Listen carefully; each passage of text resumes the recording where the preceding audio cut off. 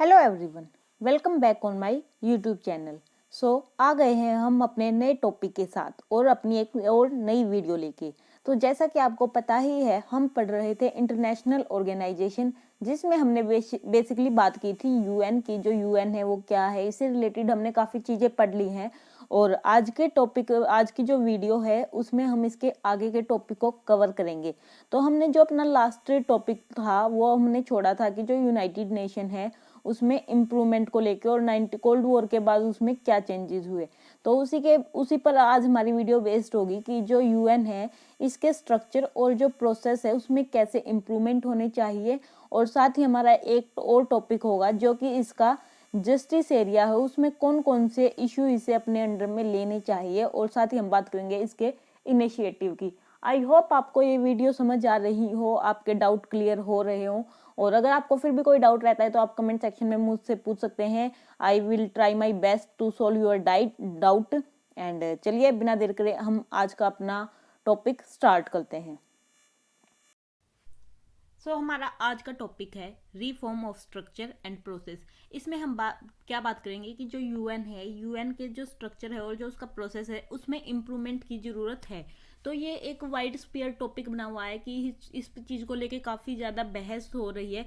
फिर भी यहाँ पर इम्प्रूवमेंट की चीज़ को लेके सभी चीज़ वाइड स्पीयर इस चीज़ को सपोर्ट किया जा रहा है कि हाँ, इसमें इम्प्रूवमेंट की ज़रूरत है।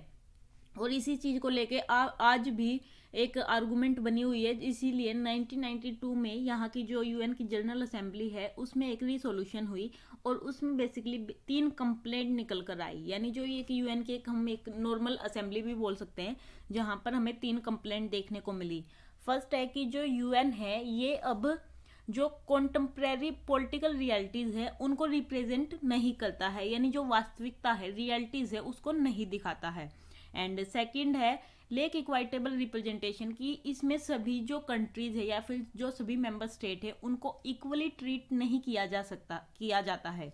And at the end last है discussion reflect only western value, कि इसके जितने भी यानी डिस्कशन होते हैं या फिर आंसर्स वो डिसीजंस होते हैं उन पर जो वेस्टर्न वैल्यू है उनका असर देखा जा सकता है, वे वेस्टर्न वैल्यू से कहीं ना कहीं इन्फ्लुएंस होती हैं। ये 3 कंप्लेंट बेसिकली निकल कर आई है। एंड यूनाइटेड नेशन है तो इसको यानी टाइम के साथ इसमें भी चेंजेस करने की जो डिमांड है वो बढ़ती जा रही है। यानी क्या है 99 फिर इस डिमांड को लेके 1 जनवरी 1997 में जो यहाँ के प्रेसिडेंट वो थे, सेक्रेटरी जनरल थे, उन्होंने एक इंक्वायरी बैठाई।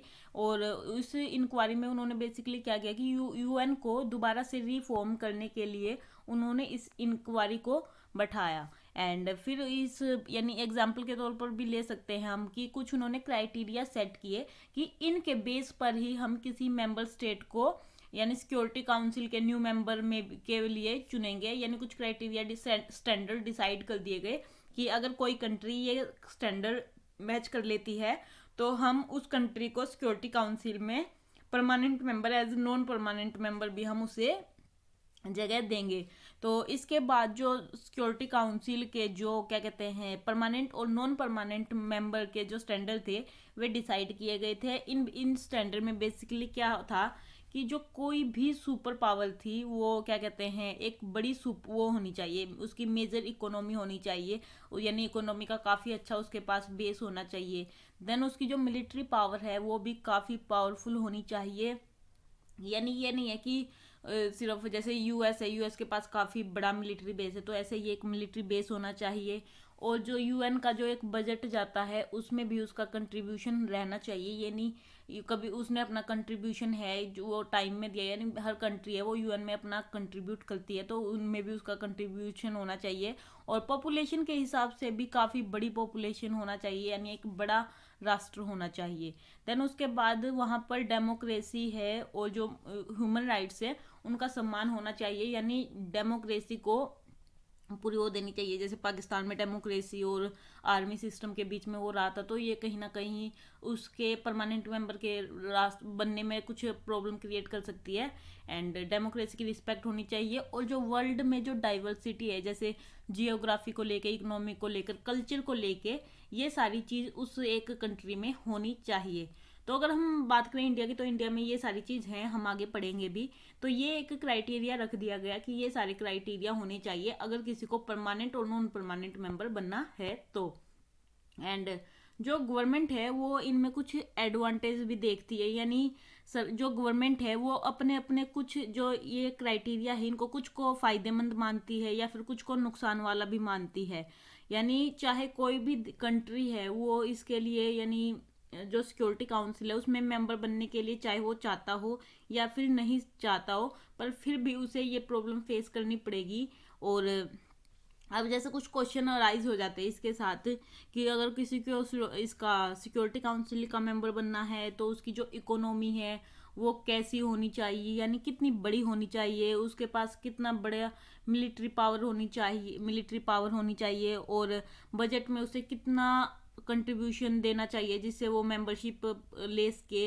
एंड कोई भी देश है वो वर्ल्ड में यानी किस तरह का रोल प्ले कर रहा हो, उसकी जनसंख्या है, अगर यानी वो डेवलपमेंट कर रहा है अपना, तो उसकी अगर पॉपुलेशन है तो कहीं ना कहीं इस चीज़ पर इफेक्ट भी पड़ता है। और लोकतंत्र यानी कैसा लोकतंत्र, कौन से मानव जो ह्यूमन राइट्स है इन चीज़ को लेके कौन से उसके रिकॉर्ड, तो ऐसे सारे क्वेश्चन हैं ये आ जाते हैं कि ये इस यानी इसका जो सिक्योरिटी काउंसिल है इनसे इनका क्या लेना देना, यानी किस हद तक आखिर एक कंट्री को क्या करनी चाहिए इनकी मेंबरशिप को लेने के लिए। तो इसी के लिए कुछ यानी एक जैसे क्वेश्चन आता है कि जियोग्राफी, अगर हम किसी चीज़ की जियोग्राफी को लेकर इस चीज़ का वो बनाएं कि हाँ जियोग्राफी के बेस पे, तो उसकी जियोग्राफी कैसी होनी चाहिए। और साथ ही एक क्वेश्चन यह भी अराइव होता है कि जो सुपर पावर है उनको छोड़कर जो छोटे छोटे रीजन्स हैं उनको ये पावर दे देनी चाहिए, इकोनॉमिक डेवलपमेंट को या फिर कल्चर को लेके हम इसका बेस बना सकते हैं। तो ऐसे ही काफ़ी सारे क्वेश्चन अराइज हो जाते हैं कि इसकी मेंबरशिप को लेके। एंड कुछ जो इसके क्या कहते हैं मेंबर हैं उनका ये मानना है कि एग्जाम्पल के लिए कि जो यहाँ के परमानेंट मेंबर को जो वीटो पावर मिली है उसे ख़त्म कर देना चाहिए। एंड क्योंकि जो ये वीटो पावर है ये कंट्रीज से इक्वली वो चीज़ नहीं देता है, यानी इससे कभी भी इक्वली वाली फीलिंग नहीं आती है। और इसीलिए उनका मानना है कि अगर कॉन्फ्लिक्ट को ख़त्म करना है तो वीटो को भी ख़त्म करना होगा।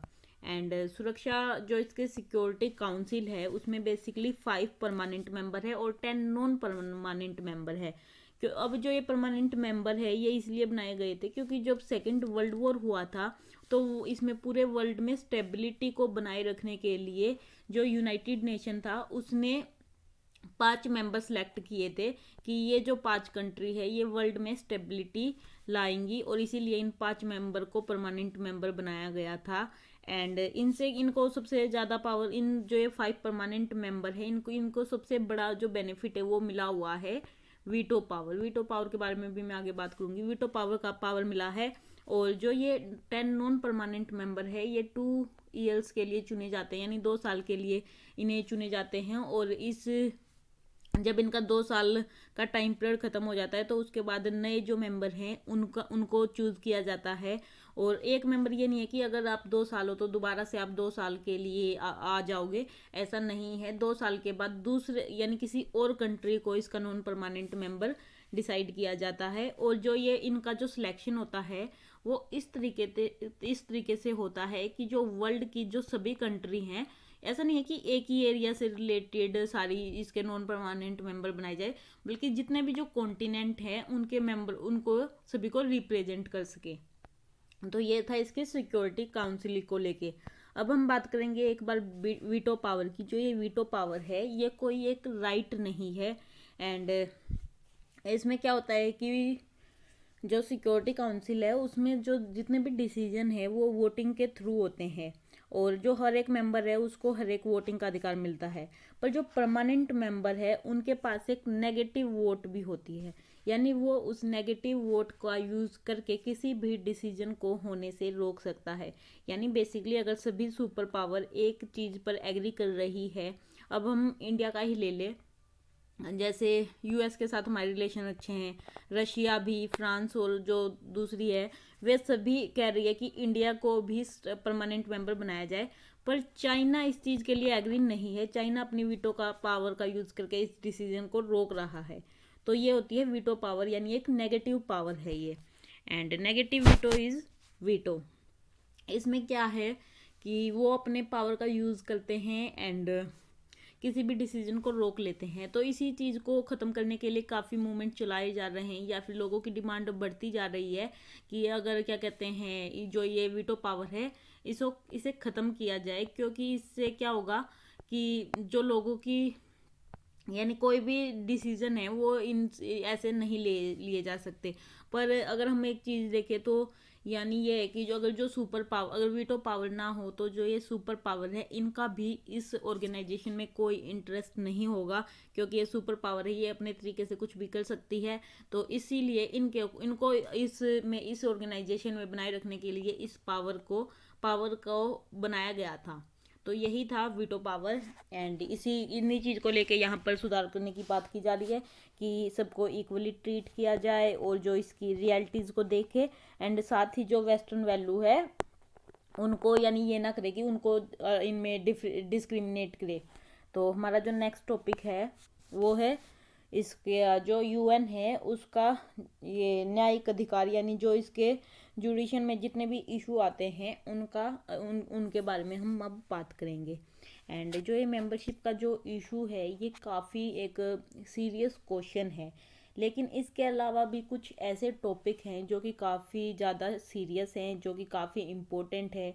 एंड इन्हीं को डिस्कस करने के लिए क्या हुआ कि जब यूएन ने अपने 60 ईयर कंप्लीट किए अपनी एग्जिस्टेंस के, तो एक मीटिंग रखी गई थी सितंबर 2005 में। इसकी जो एनिवर्सरी है उसको सेलिब्रेट करने के लिए और सितंबर 2005 में ये रखी गई थी।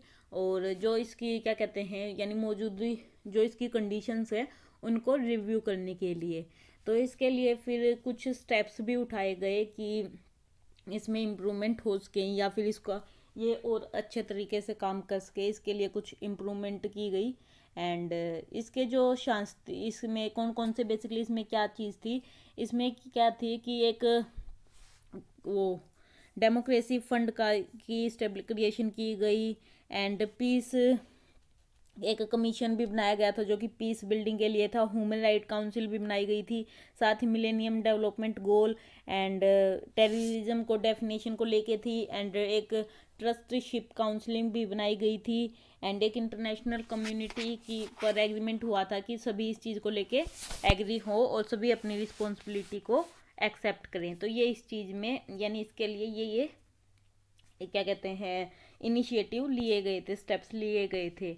तो फिर इसी के साथ अगर ये स्टेप लेने के बाद भी कुछ क्वेश्चन अराइज हुए यानी सभी इस चीज़ पर एग्री नहीं हुए, क्योंकि ये यूनाइटेड नेशन के लिए काफ़ी वो माने गए कि क्या ये इशू इसमें यूनाइटेड नेशन में लेने ज़रूरी है। जैसे कि एक जो कमीशन है वो आखिर क्या कर सकता है, यानी पीस के लिए वो क्या कर सकता है। अब दुनिया में काफ़ी झगड़े चलते रहते हैं, कॉन्फ्लिक्ट चलती रहती है, तो ये कमीशन किस में इंटरफेयर करे किस में नहीं करना करे, या फिर हर झगड़े में इंटरफेयर करना इसका ज़रूरी है। इसी तरह से ये भी क्वेश्चन पूछा गया कि जो सभी को इक्वली ट्रीट करने के लिए जो इंटरनेशनल कम्युनिटी है उसकी क्या रिस्पॉन्सिबिलिटी होगी, क्या उसे किन जो प्रॉब्लम है उनसे डील करना होगा। एंड देन ह्यूमन राइट्स क्या है, कौन ये डिसाइड करेगा कि कैसे ह्यूमन राइट्स का वॉयलेंस हो रहा है एंड क्या इसकी इस दिशा में क्या यानी कार्रवाई की जाएगी, ये कौन डिसाइड करेगा। अब जो इसमें यूनाइटेड नेशन में जो काफ़ी कंट्री है वो मोस्टली डेवलपिंग कंट्री की है, तो ऐसे में जो मिलेनियम डेवलपमेंट गोल हैं वो कैसे बिहेवियरिक हैं यानी कैसे प्रैक्टिकल हैं वो मिलेनियम में। और जो क्या कहते हैं टेररिज्म है उसकी कोई डेफिनेशन नहीं है, तो उसकी डेफिनेशन क्या हो सकती है और कैसे ये फंड का यूज़ करेगा डेमोक्रेसी को प्रमोट करने के लिए। तो साथ ही ये क्वेश्चन भी अराइज हुए कि आखिर जो यूनाइटेड नेशन है वो कैसे इन चीज़ों से डील करेगा एंड इसमें अगर इसके स्टेप्स लिए गए हैं तो इनका इन चीज़ों से क्या रिलेशन है। तो ये था इसका यूएन का इम्प्रूवमेंट और जो इसके जस्टिफिकेशन का जो एरिया है उस चीज़ को लेके। आगे हम अपना जो हमारे लास्ट वीडियो है उसमें हम अपने इंडिया के साथ यूएन के कैसे रिलेशन है और साथ ही यूनिपोलर वर्ल्ड में इसका क्या रवैया है इस चीज़ को लेके हम आगे की वीडियो में पढ़ेंगे। आई होप आपको ये टॉपिक समझ आ रहे हो, अगर आपको नहीं आ रहे हो तो प्लीज़ आप कमेंट सेक्शन में बताएं, मैं हो सकता है मैं अपनी जो मेरा एक पढ़ाने का तरीका यानी एक्सप्लेन करने का तरीका है मैं उसे चेंज करने की ट्राई करूँगी। एंड अगर आपको वीडियो समझ आती है तो प्लीज़ वीडियो को लाइक करें, चैनल को सब्सक्राइब करें एंड ऐसे ही चैनल को सपोर्ट करते रहें। Thank you.